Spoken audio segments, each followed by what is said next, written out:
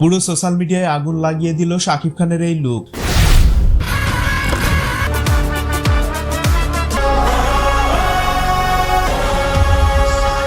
সেই সাথে আপনাদের সাথে শেয়ার করতে যাচ্ছি বরবাদের গুরুত্বপূর্ণ কিছু আপডেট। তাহলে আর কথা না বাড়িয়ে শুরু করা যাক মূল আলোচনা।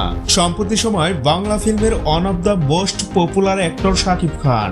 তার নতুন সিনেমা মানেই নতুন কিছু।